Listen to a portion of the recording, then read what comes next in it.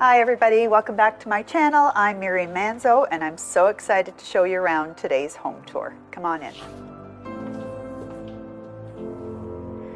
We are in Mineola, which is a suburb just west of Toronto. And today's home tour is an important one because we talk a lot about budget. And a lot of my homes, as you know, are bigger budget productions and larger homes, usually custom. But this is an interesting project that I've done. It's for a long-time bachelor client. We've done about 5 houses together now, where he keeps buying and living in the houses for a bit and then flipping them. So you saw from the outside, this is a beautiful stacked townhouse complex. He bought it from the builder. He's the original owner, and he has actually just sold the house. So when we came and took possession, we had made the conscious decision of not to do any upgrades through the builder. We basically took it as the builder offered it. And then once we took possession, I came in and did my thing. We find that this is a more economical way of getting the look that we want without paying the upgrades through the builder. And then it gives me more control. So we're here in the foyer, and this is a great little lesson in small spaces. Again, you guys are used to seeing bigger spaces from me. This would be more a typical foyer scenario, either for a condo or even for a smaller house. So the first thing that I did is we took off the tile floor that was here originally, and I did this fabulous mosaic. So this is really an introduction to what you're going to see. We've talked about this a lot once you get into the house proper. Now these here would have just been 2 regular closet doors.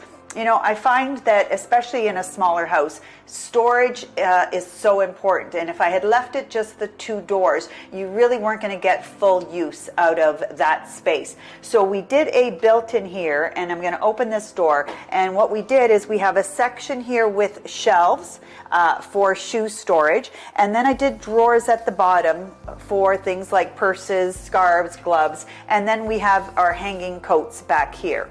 And then I did this little vignette here. Now this is a piece from CB2 that I've used in so many of our projects, and I usually actually include it in my stagings as well. I find for small spaces, they are, I'm going to see if I know how to open this. There you go. It flips down, a great little place for keys or gloves, or if you have a dog to keep the leash and whatnot. And then I love to do a little scenario with the mirror and this little shelf. It gives a spot to put your necessities while bringing in some pretty as well as function. And then I chose to highlight this back wall. Now, you know I'm not really a huge fan of feature walls, but I think in this little vignette area, this really works because it really makes the vignette pop, and it's a beautiful way to incorporate the black and brass that I brought in that you're going to see in the rest of the house, and just really make a statement in this small space. I want to take a moment to thank Skillshare for sponsoring today's video. Why this particular tour is important is because really our biggest change here was in the kitchen. And one of the classes that I took on the Skillshare platform is about doing a modern kitchen layout by Zubair Hoke. So what I love about Skillshare is that it is an online learning platform available in over 150 countries in many different languages, and there are thousands of these classes online. They are a fantastic tool for not only the novice designer, but also for homeowners who just have a penchant for design. And there are so many subjects. It's not limited to interior design, but within interior design itself, there are different categories: art, decorating, again, doing a kitchen layout, and then trends as well. So for the first 1,000 viewers to click the link in my description, Skillshare is giving you a 1-month free trial. And I really encourage you to take advantage of this. As you'll see, this is a great way to learn really any subjects that you're interested in online in the comfort of your own home with professionals who are not only passionate about the subjects, but really so generous in offering the knowledge that they have in each of these subjects. So thank you again to Skillshare, and don't forget 1 month free subscription for the first 1,000 viewers to follow the link in my description. let's take a look at our kitchen design.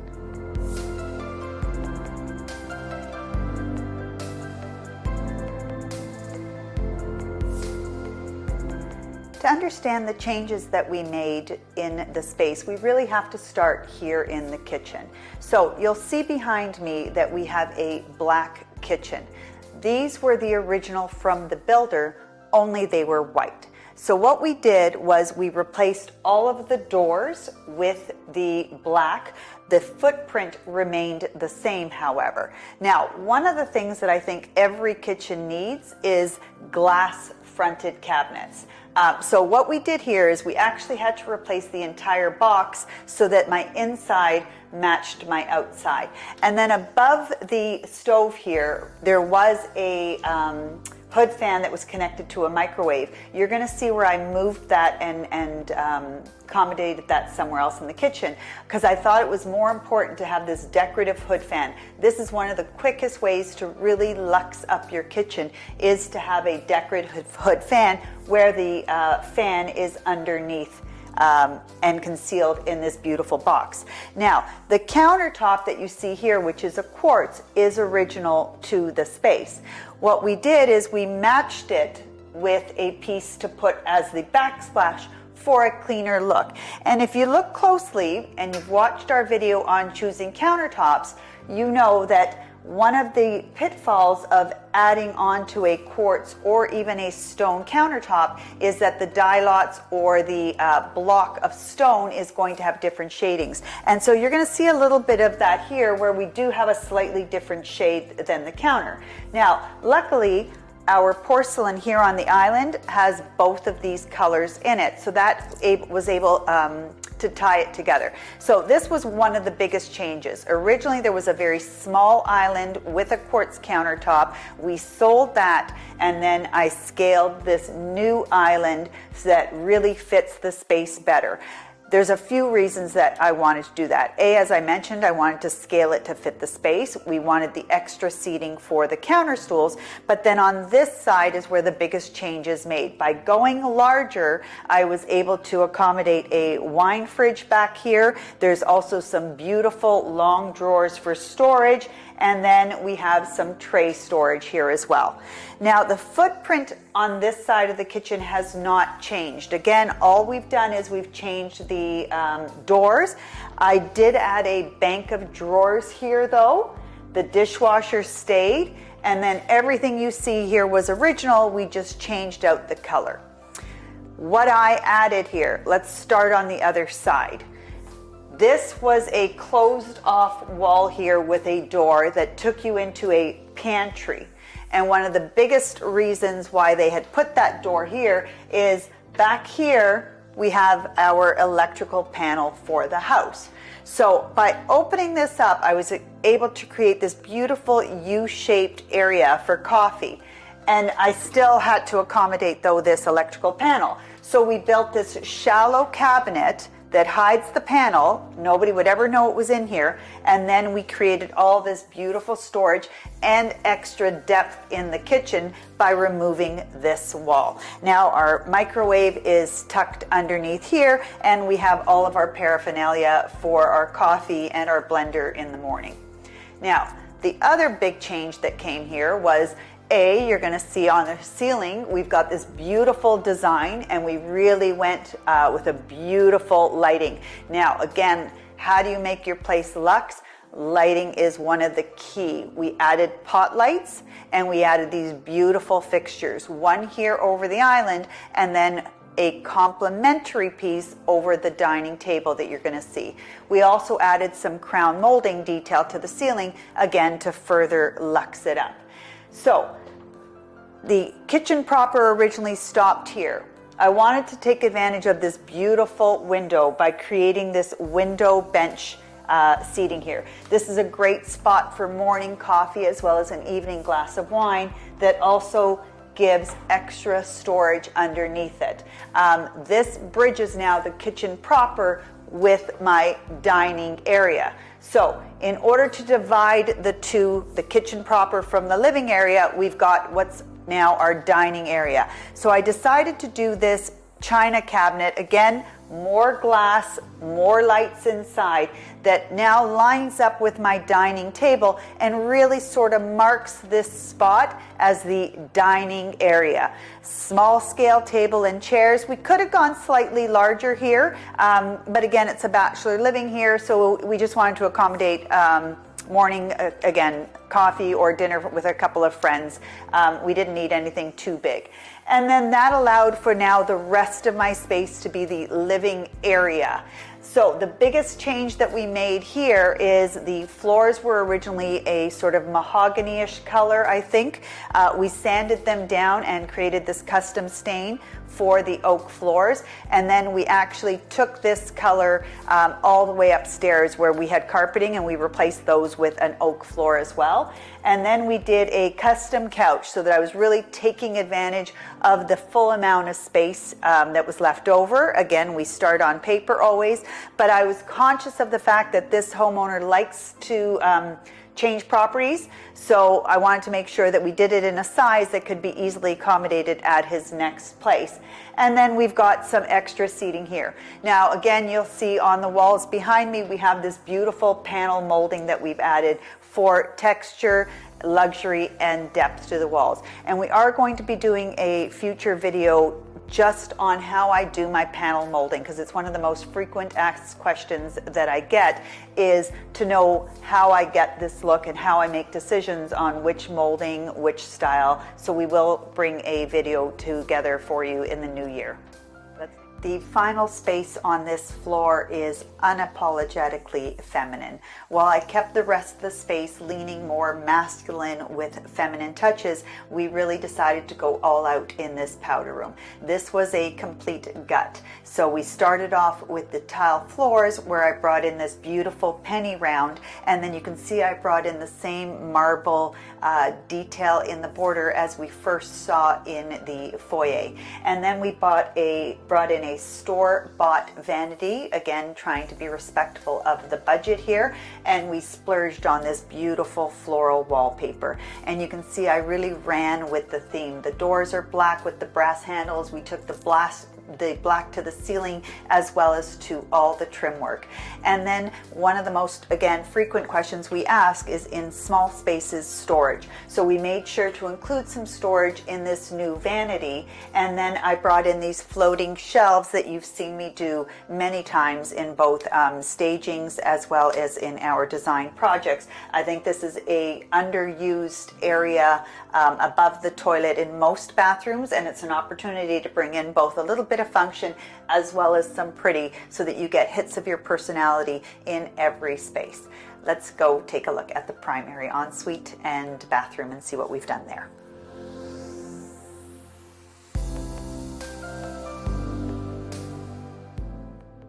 We're in the primary bedroom, and as you can see from your approach, it's quite a large room.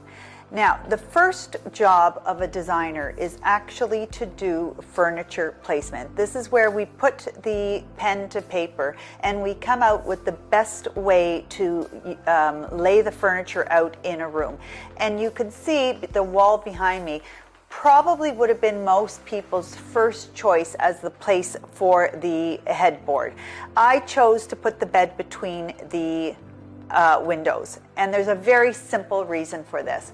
What I look for is how to best utilize the space. And if I had put the bed on this wall, it would have given us a ton of space in front of the bed, but really for no purpose.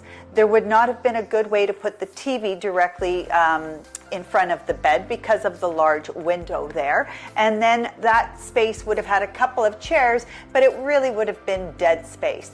So instead I chose, as you can see, to put the bed between the two windows. This gave me a direct view to the television across from the bed now, but more importantly, it left this wall open for future.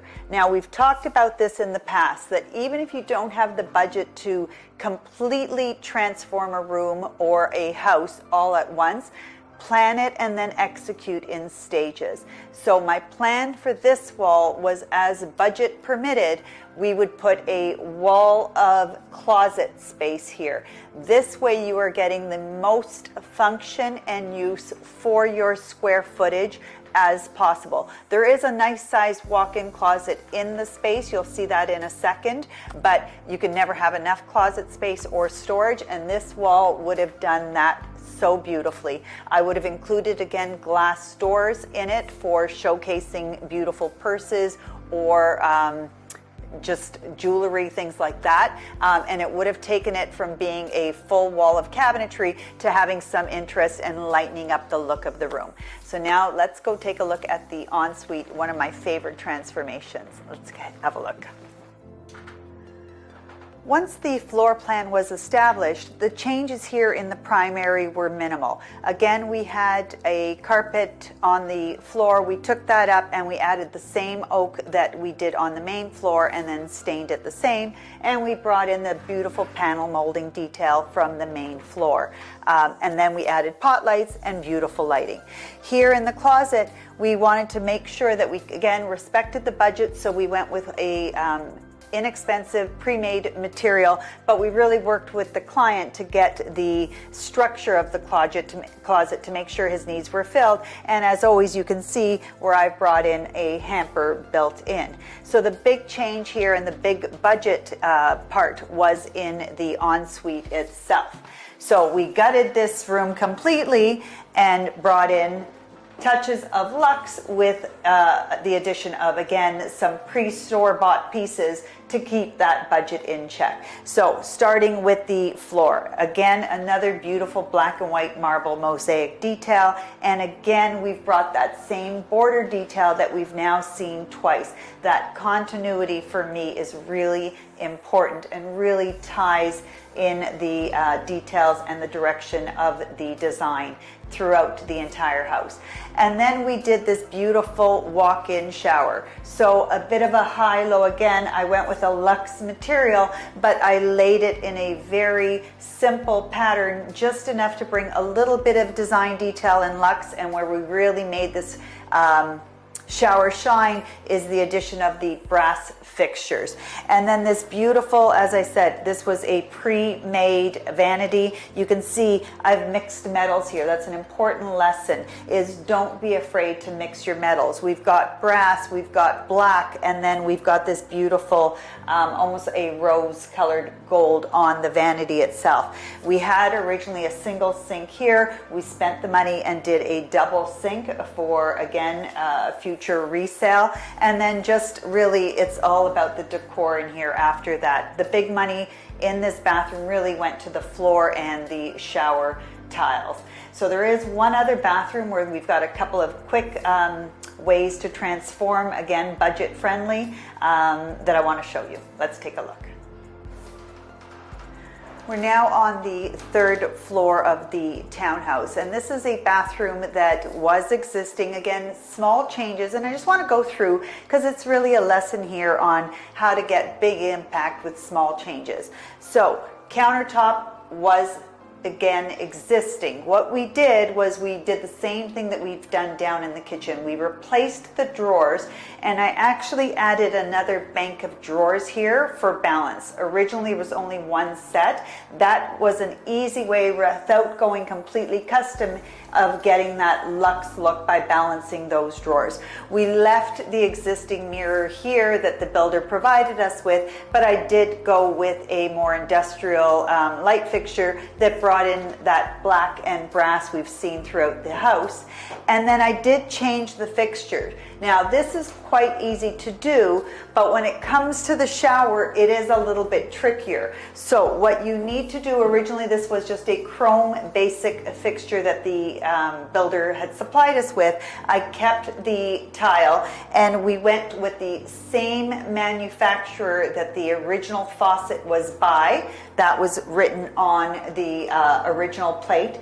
And the reason that we had to do that was behind this tile is your guts, and they are not compatible with all makes and all models. So we went back to the original manufacturer with the model that we had, and we ordered the same model in a black, and that's why we were able to do this quick switch out to a black, which you can see brings a lot more style to the bathroom. So those are really quick and easy ways to bring a little bit of luxe to your space without doing major overhauls. Tiles on the floor the same, and then obviously we brought in a new brass knob and handle, which again elevates the space, really on a minimal budget. So the last room I want to show you is the little nook on this floor, which the homeowner is using as an office, and you'll see really how we brought all the elements from the main floor up and really sort of finished them up here on this third floor.